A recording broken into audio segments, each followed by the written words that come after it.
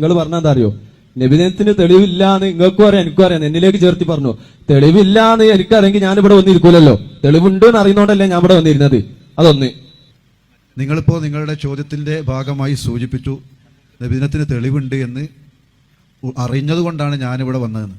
ആ ഒരു തെളിവ് പങ്കുവെക്കുകയാണെങ്കിൽ നമുക്കൊക്കെ ഒന്നിച്ചത് സ്വീകരിക്കാമായിരുന്നു. നിങ്ങൾക്ക് ഒരു ചാൻസ് അതിനു വേണ്ടി തരികയാണ്. നിങ്ങൾ മനസ്സിലാക്കിയ റസൂലുള്ളയോ സ്വഹാബത്തോ അതേപോലെ തന്നെ ഇവിടെ സൂചിപ്പിച്ചതുപോലെ ഉത്തമ നൂറ്റാണ്ടിലുള്ള ആരെങ്കിലും നബിദിനാഘോഷം കഴിച്ചതായി ഉള്ള തെളിവ് നിങ്ങളൊന്ന് ഉദ്ധരിക്കുകയാണെങ്കിൽ മുജാഹിദുകളെ സംബന്ധിച്ചിടത്തോളം വാശിയില്ല. പ്രവാചകൻ സല്ലല്ലാഹു അലൈഹി വസല്ലമയിൽ നിന്നൊരു കാര്യം ശരിയായി വന്നിട്ട് അത് തെളിവ് സഹിതം ആര് പറഞ്ഞാലും അത് ഞങ്ങൾ സ്വീകരിക്കും. അതിൽ ഞങ്ങൾക്ക് വേറെ വാശിയോ വെക്കാനൊന്നുമില്ല. നിങ്ങളുള്ള തെളിവ് ഞങ്ങൾക്കും കൂടി ഒന്ന് പങ്കുവെക്കുകയാണെങ്കിൽ അൽഹംദുലില്ലാഹ് ഖൈറാണ്. നിങ്ങളിവിടെ അനിസ്ലാമികമാണെന്ന് തെളിയിക്കാൻ കുറെ സമയങ്ങൾ എടുത്തു. എനിക്കൊരു 15 മിനിറ്റ് സമയം തരുമോ? തന്നാ ഞാന് നബിദിനത്തെ കുറിച്ച് അറിവിൽ നിന്ന് കുറച്ച് ഞാൻ പറയാം. തരുമോ? വേണ്ട, നിങ്ങൾ ആ സ്റ്റേജ് മുന്ന് വരണമെന്നില്ല, അതിന്റെ താഴെ മൈക്ക് താഴേക്ക് തന്നാലും മതി. ഒരു 35 മിനിറ്റ് തന്നിട്ട് പറഞ്ഞിട്ടില്ലല്ലോ, ഒരു ആയത്തോളം 15 മിനിറ്റ് വേണ്ടല്ലോ. നിങ്ങൾ എന്നോട് ഇതുവരെ ചോദ്യം ചോദിച്ചില്ലല്ലോ, എന്നോടല്ലല്ലോ ചോദിച്ചു. ഇപ്പോഴാണ് ഒരു ചോദ്യം ചോദിച്ചത്. ചോദ്യമല്ല പറഞ്ഞേ, നിങ്ങൾ മറുപടി അറിയുന്ന ആളല്ലേ, ആ ഒരു മൈൻഡിൽ നിങ്ങൾ പറയും. ഞാൻ ഇതുവരെ നിങ്ങളോട് ചോദിക്കായിരുന്നു, ആ മൂപ്പരിപ്പ് എന്നോട് പറഞ്ഞു എനിക്ക് തെളിവ് അറിയാം, അതുകൊണ്ട് അതൊന്ന് പറഞ്ഞു തരുമോ, പങ്കുവെക്കുവോ എന്ന് പറഞ്ഞു. ഒരു 15 മിനിറ്റ് എനിക്ക് അവിടുന്ന് അവസരം തന്നാല് ഞാൻ പറയാം. നിങ്ങൾ ഇത്രയും സമയം 1-1.5 മണിക്കൂറോ എത്ര സമയമായി എന്നറിയില്ല തുടങ്ങിയിട്ട്, ഏതായാലും ഇത്രയും സമയം നിങ്ങൾ അനിസ്ലാമികമാണ് എന്ന് സമർത്ഥിക്കാൻ ഇത്രയും ടൈം എടുത്തല്ലോ. ആ സ്ഥിതിക്ക് എനിക്കൊരു 15, 20, 10 മിനിറ്റ് തരുന്നതിന് നിങ്ങൾക്ക് എന്ത് സംഭവിക്കും? ആ ഒരു 15 മിനിറ്റിന്റെ ഉള്ളിൽ ഒലിച്ചു പോകില്ല. ഞങ്ങൾ തന്നെ ഒളിച്ചു പോകുക. ഇത് വെള്ളപ്പൊക്കത്തെ ഒളിച്ചു പോകാൻ ഒരു ആയത്തോടെ 1 മിനിറ്റ് വരെ, ഒരു 15 മിനിറ്റ് ജുസു ഫുള്ള് ഓതാൻ പറ്റും. അപ്പൊ തന്നെ മനസ്സിലാക്കാൻ ഇല്ല എന്നുള്ളത്. പണ്ട് ഉമർ മൊഴിയോട് ഒരാൾ ചോദിച്ചു, മിറാജ് നോമ്പ് സുന്നത്തുണ്ടോ ചോദിച്ചു. അപ്പൊ ഞാൻ പറഞ്ഞു ഇല്ല എന്നാണ്. അപ്പൊ ഒരു പൊന്നാനിക്കാരൻ മുസ്ലിയാർ 100 പേജുള്ള ബുക്ക് ചെയ്തിട്ടുണ്ടല്ലോ, ഇത് സുന്നത്താന്ന് സ്ഥാപിച്ചുകൊണ്ട്. ഉമർ മൊഴി അപ്പൊ തന്നെ മനസ്സിലാക്കാതെ ഇല്ലാത്തതാണ്. ഉള്ളതാണ് ഈ ഹദീസ് പറഞ്ഞാൽ 100 പേജുള്ള ബുക്കിന്റെ ആവശ്യമില്ല. ഹദീസ് എന്ന് പറഞ്ഞാൽ പോലെ. അപ്പൊ ഇല്ലാത്ത സ്ഥാപിക്കാനാണ് 100 പേജുള്ള ബുക്ക് എന്ന് പറഞ്ഞ പോലെ 15 മിനിറ്റ് ഒരു ആയത്തോതാണ്. അപ്പൊ പിന്നെ അവനാന്റെ വക ഒപ്പിച്ചുണ്ടാക്കി സ്ഥാപിച്ചതോടെ നിങ്ങൾ നാളെ പേര് കിട്ടിക്കൂടി. അപ്പൊ പറഞ്ഞോടി ഒരു ആയത്തിന് നിങ്ങൾ ഓതിക്കൂടി, കുഴപ്പമില്ല. ഹദീസ് ഉണ്ടെങ്കിൽ പറഞ്ഞോടി, അല്ലെങ്കിൽ നബിയോ സഹാബത്തോ താബികളോ താബികളോ ആരെങ്കിലും ഉദ്ധരിച്ചിട്ടുണ്ടെങ്കിൽ പറഞ്ഞോടി. ഇനി അതല്ല, ഹിജ്റ 400 വരെ എഴുതപ്പെട്ട ഏതെങ്കിലും കിതാബിൽ നബിദിനാഘോഷത്തെ പറ്റി പരാമർശമുണ്ട് എന്ന് നിങ്ങൾക്ക് പറയാൻ പറ്റുമെങ്കിൽ നിങ്ങൾക്ക് സമയം തരും. അത് പറയണം, വേറൊന്നും പറയാൻ പറ്റില്ല. ഹിജ്റ 400 വരെ, ഹിജ്റ 1 മുതൽ 400 വരെയുള്ള 4 നൂറ്റാണ്ട് കാലത്ത് ആയിരക്കണക്കായ കിതാബ് എഴുതപ്പെട്ടിട്ടുണ്ട്. 4 ഇമാമികളും ജീവിച്ചത് അക്കാലത്താണ്. ഹദീസ് പണ്ഡിതന്മാർ മിക്കവാറും ആളുകൾ ജീവിച്ച അക്കാലത്താണ്. ഖുർആൻ വ്യാഖ്യാതാക്കളെ വലിയ വലിയ ആളുകളായ ഇമാം തുബരി അടക്കമുള്ളവർ ജീവിച്ചത് അക്കാലത്താണ്. അവരാരുടെങ്കിലും കിതാബിൽ ഹിജ്റ 400 വരെയുള്ളതിനിടയ്ക്ക് എഴുതപ്പെട്ട കിതാബിൽ നബിദിനാഘോഷവുമായി ബന്ധപ്പെട്ട എന്തെങ്കിലും ഒരു പരാമർശം കാണിക്കാൻ പറ്റും നിങ്ങൾക്ക് അഭിപ്രായം ഉണ്ടെങ്കിൽ നിങ്ങൾ പറഞ്ഞാൽ ഒരു 5-10 മിനിറ്റ് തരും. അത് നിങ്ങൾ ആകണേ അപ്പൊ പറഞ്ഞോളി. നബിദിനം ഇസ്ലാമികമാണ് എന്ന് തെളിയിക്കാനുള്ള ഒരു അവസരം ഒരു 15 മിനിറ്റ് നിങ്ങൾക്ക് തരാൻ കഴിയും. നിങ്ങൾ എന്നെ ചോദിച്ചത് ഒന്ന് പറഞ്ഞു തരീന്ന്. അപ്പൊ നിങ്ങൾ തന്നെ ചോദിച്ചു, വടി കൊടുത്ത് അടി വാങ്ങാൻ തന്നെ പറയാം. അപ്പൊ നിങ്ങൾ തന്നെ ചോദിച്ചു, പക്ഷെ നിങ്ങൾ അവസരം തരുന്നില്ല. ഓക്കെ, എന്നാൽ നിങ്ങൾ ഇവിടെ പറഞ്ഞ അല്യൗമ അക്മൽതു ലക്കും ദീനക്കും. ഒരു മിനിറ്റ്, ഫൈസൽ മൗലവി മറുപടി പറഞ്ഞപ്പോൾ നിങ്ങൾ കേട്ടില്ലേ? അങ്ങനെ ആയത്തോ ഹദീസോ അല്ലെങ്കിൽ ആദ്യ 4 നൂറ്റാണ്ടുകളിൽ രചിക്കപ്പെട്ട ഏതെങ്കിലും ഗ്രന്ഥത്തിലുള്ള ഉദ്ധരണിയോ നിങ്ങൾക്ക് പറയാൻ സാധിക്കുമെങ്കിൽ 5 മുതൽ 10 വരെ മിനിറ്റ് നിങ്ങൾക്ക് തരാമെന്ന് പറഞ്ഞു. ഉണ്ടെങ്കിൽ പറഞ്ഞോളി. ആയത്തുണ്ടെങ്കിൽ ആയത്തിന്റെ നമ്പർ പറഞ്ഞാൽ മതി, ആയത്ത് ഇവിടുന്ന് ഓതും. ഹദീസ് ഉണ്ടെങ്കിൽ ഏത് ഗ്രന്ഥത്തിലാണ് എന്ന് പറഞ്ഞാൽ മതി, നമുക്ക് കണ്ടുപിടിക്കാം. നബിദിനം ഇസ്ലാമികമാണെന്നുള്ളതിന്റെ തെളിവ് ഞാനല്ലേ പറയേണ്ടത്? ഞാനല്ലേ പറയേണ്ടത്? ഞാൻ പൂർണ്ണമായിട്ട് പറയാം. നിങ്ങൾ അവസരം തരുമോ? അതല്ലേ അല്ല, പൂർണ്ണമായിട്ട് പറയാൻ നിങ്ങൾ അവസരം തരുമോ? ഒരു 15 മിനിറ്റ് തരുമോ? നിങ്ങൾ 10 മിനിറ്റിന്റെ ഉള്ളിൽ പറയുന്നത് അതല്ലേ? 15 ആയിക്കോട്ടെ, 15 മിനിറ്റ് നിങ്ങൾ തരുമോ? ബാക്കി 5 മിനിറ്റ് നമുക്ക് ആലോചിക്കാം. ആദ്യം 10 മിനിറ്റിന്റെ ഉള്ളിൽ പറയും. ആ ആയത്തൊന്ന് പറഞ്ഞാളേ, എന്നാ തീർന്നില്ലേ? ആയത്ത് പറഞ്ഞാലേ അല്ല, നിങ്ങൾ ഒരു ഇസ്ലാമികമാണ് തെളിയിക്കാൻ അത്രയും സമയത്തില്ലേ? 15 മിനിറ്റ്. ഇത് തർക്കത്തിന് വേണ്ടിയല്ല, നിങ്ങൾ ഉണ്ടെങ്കിൽ പറഞ്ഞോളി. നിങ്ങൾക്ക് 10 മിനിറ്റ് തരാന്ന് പറഞ്ഞല്ലോ. നിങ്ങൾ ചോദിച്ച അത്ര തരണില്ലെങ്കിൽ ഒരു 5 മിനിറ്റ് അല്ലേ കുറഞ്ഞിട്ടുള്ളൂ. ആ പറഞ്ഞോ, അതാ മൈക്കതാ, അവിടെ നിന്ന് പറഞ്ഞാൽ മതി. തെളിവ് പറഞ്ഞോളൂ. നിങ്ങള് 10 മിനിറ്റ് തരും. അതല്ലേ പറഞ്ഞ തെളിവ് പറയും. അതിന്റെ അടുക്ക് നിങ്ങൾ ഇടപെടുവോ? വെറുതെ അനാവശ്യ വർത്താനം പറയാൻ പറ്റൂല. ബിസ്മില്ലാഹിർ റഹ്മാനിർ റഹീം. അൽഹംദുലില്ലാഹി റബ്ബിൽ ആലമീൻ. അസ്സലാത്തു വസ്സലാമു അലാ സയ്യിദിൽ മുർസലീൻ വഅലാ ആലിഹി വസഹ്ബിഹി അജ്മഈൻ. അമ്മാ ബഅദ്. ജനീദേ, നിങ്ങൾ തുടങ്ങുമ്പോഴും നമ്മൾ തുടങ്ങുമ്പോഴും ഒക്കെ ഹംദും സലാത്തും ചൊല്ലി ഇനിയായി ചൊല്ലിയിട്ട് വീണ്ടും സമയം കളയണ്ട. ഞാൻ പുതിയൊരു വിഷയാവതരണം തുടങ്ങല്ലേ? തെളിവ് പറയുന്നു. നിങ്ങൾ വിഷയാവതരണമല്ല, നിങ്ങൾക്ക് തെളിവ് പറയാനുള്ള അവസരമാണ്. എന്താ നിങ്ങൾ മനസ്സിലാക്കാത്ത? വെറുതെ സമയം കളല്ലേ. ബിസ്മില്ലാഹിർ റഹ്മാനിർ റഹീം. നബി സല്ലല്ലാഹു അലൈഹി വസല്ലമ തങ്ങളുടെ ജന്മദിനം ഇസ്ലാമികമാണ് എന്ന് തെളിയിക്കാൻ ബഹുമാനപ്പെട്ട പണ്ഡിതന്മാരായ മഹാന്മാര് ഒരുപാട് ഗ്രന്ഥങ്ങൾ, അവരുടെ ഗ്രന്ഥങ്ങളിലെല്ലാം പല പണ്ഡിതന്മാരും അവരുടെ ഗ്രന്ഥങ്ങളിൽ ഇസ്ലാമികമാണ് എന്നും അത് പുണ്യകരമാണ് എന്നും പറഞ്ഞിട്ടുണ്ട്. പണ്ഡിതന്മാര് അത് പുണ്യകരമല്ല എങ്കിൽ, അതായത് ഇസ്ലാമിന് അന്യമാണ് എങ്കിൽ അത് ഒരു പണ്ഡിതനും ഇവിടെ പഠിപ്പിക്കുകയില്ലായിരുന്നു. അതേ സമയത്ത് ഒരുപാട് പണ്ഡിതന്മാർ അത് ഇസ്ലാമികമാണെന്ന് പറഞ്ഞിട്ടുണ്ട്. പക്ഷെ ചില പണ്ഡിതന്മാർ അക്കാലഘട്ടത്തിൽ നടന്ന ആണും പെണ്ണും ഇടകലർന്നുകൊണ്ടും അതുപോലെയുള്ള ചില മോശപ്പെട്ട രീതിയിൽ നടന്ന ചില മൗലിദുകളെ ഇമാം ഫാക്കിഹാനി അടക്കമുള്ള പണ്ഡിതന്മാർ എതിർത്തിട്ടുണ്ട്. അതുപോലെ മറ്റു ചില പണ്ഡിതന്മാരും അത്തരം മൗലിദുകളെ ഈ മൗലിദിന് തെളിവില്ല എന്ന നിലയ്ക്ക് അത്തരം മൗലിദുകളെ മാത്രം എതിർത്തിട്ടുണ്ട്. അതേ സമയത്ത് പല പണ്ഡിതന്മാരും നബി സല്ലല്ലാഹു അലൈഹി വസല്ലമ തങ്ങളുടെ ജന്മദിനം അതേ ദിവസത്തിൽ തന്നെ ആഘോഷിക്കലും അത് കൊണ്ടാടലും അന്ന് പ്രത്യേകം ശുക്ർ പ്രകടിപ്പിക്കലും അത് നന്മയുടെ പല രൂപങ്ങളെ കൊണ്ടും നല്ല കാര്യങ്ങളെ കൊണ്ട് ശുക്ർ പ്രകടിപ്പിക്കലും അന്ന് സുന്നത്താണ് എന്ന് ബഹുമാനപ്പെട്ട ഹബീബ് മുഹമ്മദ് റസൂലുള്ളാഹി സ്വല്ലല്ലാഹു അലൈഹി വസല്ലമ തങ്ങളുടെ ഹദീസുകളും ഒക്കെ പഠിച്ച പണ്ഡിതന്മാർ ആ വിഷയം പ്രതിപാദിച്ചിട്ടുണ്ട്. പ്രിയമുള്ളവരെ, ബഹുമാനപ്പെട്ട ഹബീബായ മുഹമ്മദ് റസൂലുള്ളാഹി സ്വല്ലല്ലാഹു അലൈഹി വസല്ലം തങ്ങളുടെ പരിശുദ്ധ ഖുർആൻ പറയുകയാണ്, യാ അയ്യുഹല്ലദീന ആമനു ശ്കുറൂ നിഅമത്തല്ലാഹി ഇൻ കുൻതും ഇയ്യാഹു തഅബ്ദൂൻ.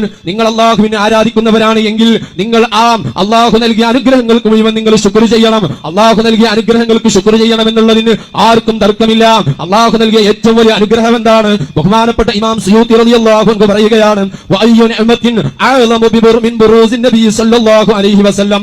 നബി സല്ലല്ലാഹു അലൈഹി വസല്ലം തങ്ങൾ ജനിക്കുന്നതിനേക്കാൾ ഏറ്റവും വലിയ അനുഗ്രഹം മറ്റേതാണ്? പ്രിയമുള്ളവരെ, ആ നബി സല്ലല്ലാഹു അലൈഹി വസല്ലം തങ്ങൾ ജനിച്ചത് ഏറ്റവും വലിയ അനുഗ്രഹമാണെന്ന് പണ്ഡിതന്മാർ തന്നെ പറയുന്നു. ആ പണ്ഡിതന്മാർ പറയുകയാണ്, ആ ദിവസത്തിൽ തന്നെ നബി തങ്ങൾ ജനിച്ചതിന് പ്രത്യേകം നന്ദി ചെയ്യണം. അതെ, നിങ്ങൾക്ക് അംഗീകരിക്കുന്ന ശൗക്കാനി തന്നെ പറയാണ്, അസ്സലാത്തു ശുക്റുൻ വസ്സിയാമു ശുക്റുൻ വകുല്ലു ഫീലിൻ വകുല്ലു ഖൈരിൻ തഫഅലുഹു ശുക്റുൻ. ഏത് നല്ല കാര്യങ്ങളും ശുക്റാണ്. നബി സല്ലല്ലാഹു അലൈഹി വസല്ലമ തങ്ങളുടെ ജന്മം നിയമത്താണ്.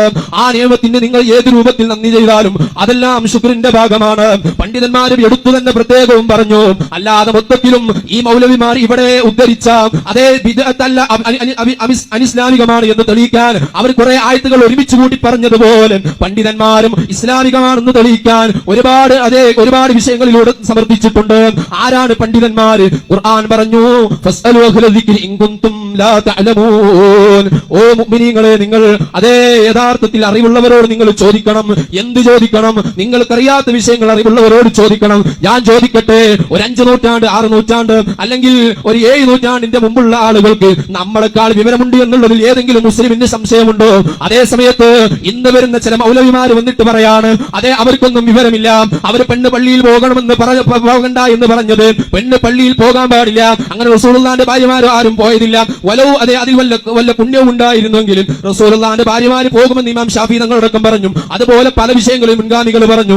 ആ പണ്ഡിതന്മാർ അവർ ദീനിന്റെ ആളുകളാണ്. ദീൻ അവരെ നോക്കി അവരിൽ നിന്നാണ് ദീൻ മനസ്സിലാകുന്നത്. എത്രത്തോളം എന്റെ മുജാഹിദിന്റെ സുഹൃത്തുക്കൾക്ക് മനസ്സിലാകാൻ ഒരു കാര്യം കൂടെ ഉറപ്പെടുത്തുകയാണ്, ഇതിന്റെ ഭാഗം തന്നെയാണ്. അതായത് ഒരു ഹദീസ് സഹീഹാണോ അല്ലേ എന്ന് പറയാൻ നമ്മളെല്ലാത്തിനും സഹിയായ ഹദീസുണ്ടോ ആയത്തുണ്ടോ എന്ന് ചോദിക്കും. പക്ഷേ ഒരു ഹദീസ് സഹീഹാണെന്ന് പറയാൻ വേറൊരു ഹദീസിൽ ഉണ്ടാവൂല നേരത്തെ പറഞ്ഞ ഹദീസ് സഹീഹാണ് എന്ന്.